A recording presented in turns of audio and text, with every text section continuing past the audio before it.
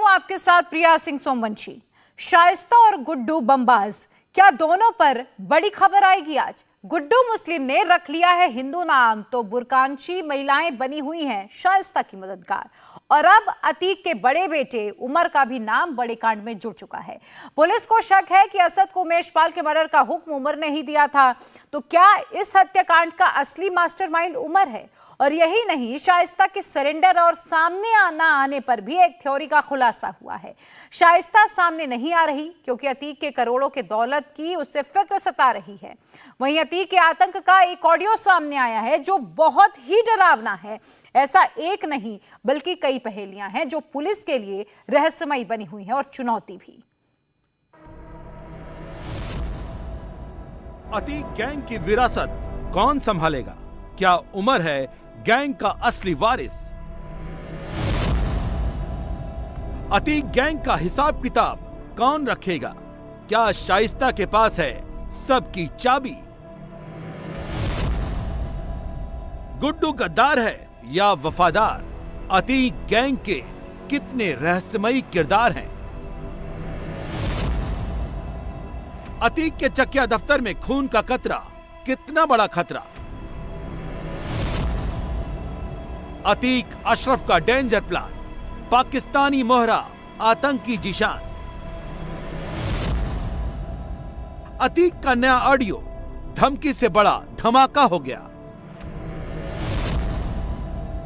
अतीक अशरफ की चिट्ठी में उमेश पाल मर्डर की पूरी हिस्ट्री। अतीक गैंग की 7 पहेली मर्डर मिस्ट्री सुलझेगी या और उलझेगी?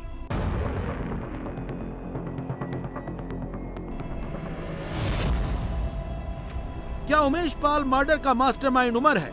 क्या उमर का ऑर्डर आया फिर उमेश पाल का मर्डर हुआ? उमर का ग्रीन सिग्नल, इसीलिए असद बन गया क्रिमिनल।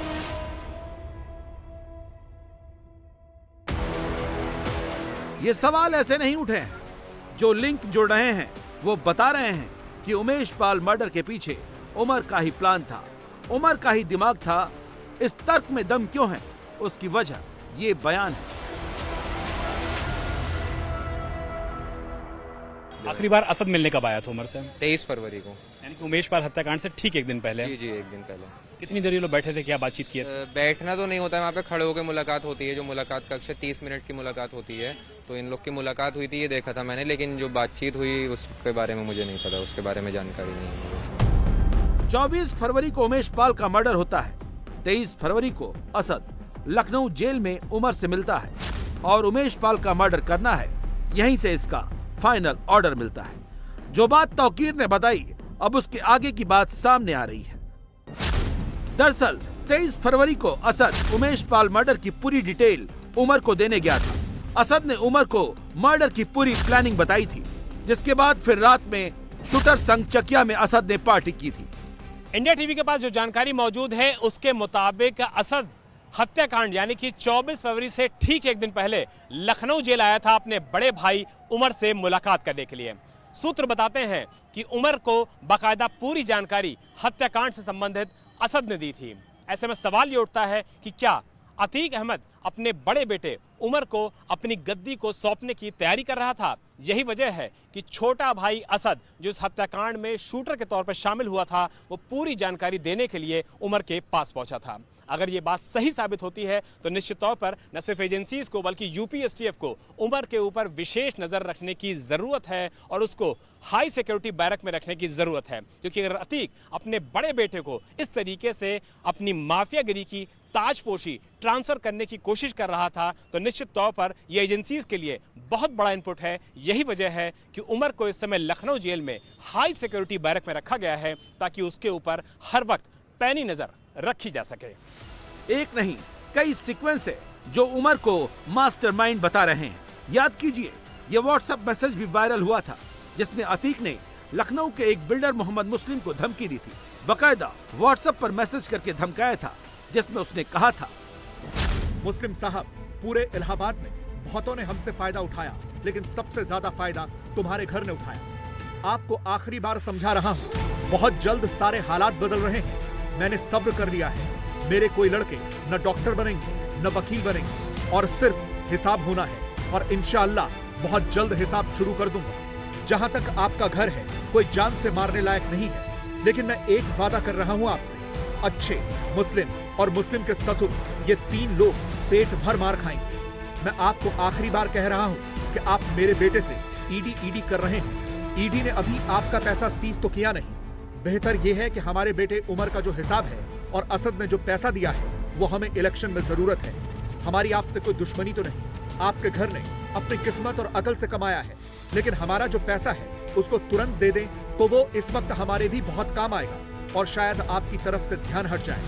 कम लफ्जों में ज्यादा समझ लो, मैं अभी मरने वाला नहीं हूँ। इंशाअल्लाह एक्सरसाइज करता हूँ, दौड़ता हूँ। बेहतर है हमसे अकेले मिल लो। अतीक अहमद, साबरमती जेल, अहमदाबाद।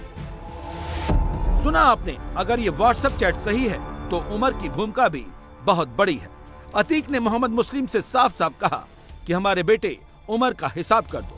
मतलब साफ है, असद वसूली तक सीमित था, जबकि अतीक की नजर में उमर गैंग का असली लीडर था। उमर में ऐसा क्या था जिसे अतीक को गैंग का असली लीडर कह रहे हैं? दरअसल उमर को सबसे ज्यादा तेज और शार्प बताया जाता है। गैंग के अलावा पॉलिटिकल काम अतीक का पूरा यही संभालता था। पिछले साल सीबीआई के सामने इसने खुद को सरेंडर किया। 2 लाख के इनामी उमर पर रंगदारी का आरोप है। उमर पर मोहित जायसवाल को अगवा करने का आरोप है।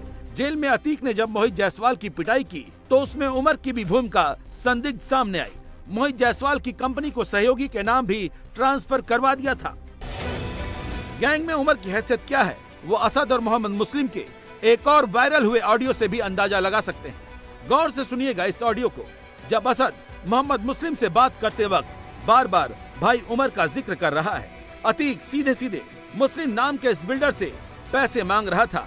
इससे पहले अतीक का बेटा असद इस बिल्डर को फोन करके धमका चुका था और वो बिल्डर पर भी अपने भाई उमर से मिलने का दबाव बना रहा था। हेलो। फोन किए थे। ये कह रहे थे कि भाई के पास हम जाते हैं जेल मुलाकात करने से, उमर भाई से मिलने जाते हैं जेल। तो उन्होंने ही हमसे कहा था आपसे बात करने को कुछ। अच्छा। वो 5 तारीख को आ रहे हैं पेशी पे। तो आप टाइम निकाल के वो उनसे मुलाकात के लिए आ जाते हैं। तो हम यार कचहरी हमको न बुलाओ, समझो। क्या हो गया कचहरी में? कचहरी में थोड़ा सा ठीक नहीं रहता, हम कचहरी हम जाते भी नहीं उधर। या जेल चलिए हमारे साथ।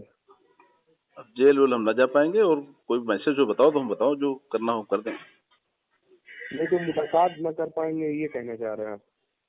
तो मुलाकात कर लिया जाता है। तो कैसे हो पेशी पे भी ना आ पाएंगे आप? जेल पेशी पे न बुलाओ हमको। पेशी पे असल में चूंकि हम वहाँ जाते भी नहीं, हम कचहरी उचहरी ज्यादा। तो फिर कैसे मुलाकात होगी? मुलाकात हम तुम कर लेंगे कहीं पे जहाँ कहोगे। नहीं, उमर भाई से मिलना था आपको। उमर से मिलना है तो चलो अच्छा, हम देखते हैं, क्योंकि वहाँ चूंकि कचहरी उचहरी बहुत कम जाते हैं ना। एक बार वहाँ मुलाकात हो गई थी उन लोग से, जकी लोग से। कोई मैसेज हो तो बता देना हमको। साहब वही बात है ना कि एक अब हम क्या बताएं, एक कहावत है कि खरबूजे को देख के खरबूजा रंग बदलता है। मतलब समझे नहीं। उस पे हम आगे क्या कर सकते हैं? कभी उमर साहब ने पूछा नहीं कि आप कैसे यहाँ पर आ गए? आप तो कह रहे हो कि धार्मिक तरीके से आप रहते हो, जेल में नमाज अदा करते हो, लोगों की मदद करते हो, तो आप कैसे आ गए? वो उनका रोल इसमें ये था, मोहित जायसवाल वाले केस में ये लोग फंसे थे, तो उसमें इनका रोल ये था, ये कार ड्राइव करके लेके गए थे उमर जो थे, तो इसलिए ये फंस गए थे उसमें। इनको भी नाम लगा दिया था, आरोपी ने भी बना दिया कि इन्होंने ये किडनैप करके लेके गए, जबकि ये लोग किडनैप करके लेके नहीं गए थे। ये लोग मोहित जायसवाल को मिलवाने लेके गए थे, सांसद जी ने बुलाया था, ये बता रहे थे अतीक अहमद के साले। लेकिन अतीक अहमद वहाँ पे आक्रोशित हो गए और उन्होंने उनकी उंगली तोड़ दी, मारा पीटा उन्हें। तो 6 करोड़ का लेन देन था, उसी चक्कर में ये सब। अतीक और अशरफ की हत्या हो चुकी है। अतीक, जिसे सबसे शार्प मानता था, वो अभी जेल में है। वो बाहर रहकर गैंग संभाल सकता था। असद एनकाउंटर में मारा गया। अली बेहद खतरनाक है, वो भी जेल में है। अतीक के काले कारोबार की दौलत बेशुमार है। क्या यही वजह है कि शाइस्ता सामने नहीं आ रही है? शाइस्ता को अतीक गैंग की बेनामी दौलत की फिक्र सता रही है। ये चर्चा यूं ही नहीं हो रही है। दरअसल शाइस्ता को लेकर उड़ी इस खबर के साथ कुछ नोटों की गड्डियों की पिक्चर भी सामने आई, जिसे शाइस्ता का पैसा बताया जा रहा है। दरअसल इसके पीछे कहा जा रहा है कि जब से अतीक जेल में है उसके बाद से गैंग के पैसे का पूरा हिसाब किताब की चाबी शाइस्ता को मिल गई थी। अतीक के जेल में रहते हुए हवाला के जरिए वसूली की रकम उगाने का काम शाइस्ता का ही था। अतीक के पूरे हवाला नेटवर्क को उसके खास वकील और गुर्गे संभाल रहे थे। खबर ये भी है कि शाइस्ता पुलिस के सामने आने से पहले अतीक की संपत्तियों को पूरी तरह से अपने कंट्रोल में कर लेना चाहती है। इसीलिए वो लगातार अपने चार्टर्ड अकाउंटेंट के संपर्क में है और अतीक की सारी संपत्ति का लेखा जोखा ले रही है। माफिया अतीक और अशरफ के जेल में रहने के दौरान शाइस्ता परवीन ही काले साम्राज्य में काले पैसों का हिसाब किताब देखती थी। यही नहीं, जो पैसे हवाला के जरिए शाइस्ता परवीन को मिलते थे उसको इन्वेस्टमेंट कहाँ करना है, उसको कहाँ लगाना है, इसकी भी देखरेख का जो हिसाब किताब है वो पूरी तरीके से शाइस्ता परवीन के पास ही रहता था। ऐसे में सवाल ये उठता है कि क्या शाइस्ता परवीन इस समय उसी अघोषित संपत्ति का या फिर बेनामी संपत्ति को अपने लोगों के नाम करा रही है ताकि उस बेनामी संपत्ति को सेव किया जा सके। क्योंकि सूत्र ये बता रहे हैं कि अतीक अहमद के कई ऐसे राजदार हैं जो फिलहाल उसको पैसा नहीं देना चाह रहे हैं। यही वजह है कि अपने पुराने रसूख का इस्तेमाल करते हुए शाइस्ता परवीन अपने गुर्गों के जरिए उस पूरी प्रॉपर्टी को अपने नाम करवाना चाह रही है ताकि बचे हुए साम्राज्य को समेटा जा सके। यही वजह है कि फिलहाल अब तक शाइस्ता परवीन बेटे और पति के मौत के बाद भी सामने नहीं आई है और वो अभी भी अपनी गिरफ्तारी से बचने के लिए लगातार कोशिश कर रही है। पुलिस को शाइस्ता की जरूरत सिर्फ उमेश पाल मर्डर की जानकारी के लिए नहीं है। पुलिस अतीक के पूरे साम्राज्य को बेनकाब करने के लिए शाइस्ता को तलाश रही है। शाइस्ता और उसकी बुर्का गैंग की तलाश में पुलिस अशरफ के ससुराल हटवा में भी छापेमारी की। पुलिस को खबर मिली थी कि शाइस्ता, आयशा, जैनब यहाँ छिपी हैं। अतीक और अशरफ के मारे जाने के बाद पुलिस सबसे ज्यादा शाइस्ता की तलाश कर रही है। इसके साथ साथ जैनब और जो आयशा नूरी है बहन, उसकी भी लगातार तलाश की जा रही है। लगातार पुलिस इन गांव में छापेमारी कर रही है जहां पर उसको ये शक है कि वहां ये छुपी हुई हो सकती है। मोबाइल फोन या दूसरे जो टेक्नोलॉजी है उसका इस्तेमाल नहीं किया जा रहा है शाइस्ता, जैनब या आयशा नूरी के जरिए, क्योंकि उनको पकड़े जाने का डर है। लेकिन इस गांव में लगातार कल से सर्च ऑपरेशन चलाया गया। इससे पहले आपको याद होगा कि मरियाडी, काशीपुर, उन तमाम गांव में भी, क्योंकि तमाम जो गांव है वो मुस्लिम बाहुल्य गांव है, गद्दी बिरादरी के, उसी बिरादरी का अतीक था, अशरफ था।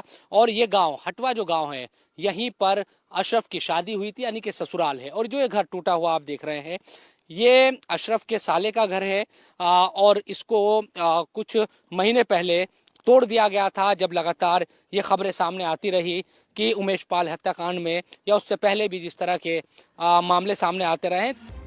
इसी बीच अतीक के दफ्तर में मिला खून किसका है, इस पर एफएसएल रिपोर्ट आ गई है जिसमें खुलासा हुआ है कि अतीक के बंद ऑफिस में मिला खून इंसानी खून है। पुलिस ने कुछ नशेड़ियों को डिटेन किया है जिनको चोट लगी हुई है। अभी भी साफ नहीं हो सका है अतीक के दफ्तर में खून का कतरा किसका है और कितना बड़ा खतरा है। इंडिया टीवी हर वक्त हर जगह डाउनलोड करने के लिए सर्च करें India TV news Google play store या ऐप स्टोर पर।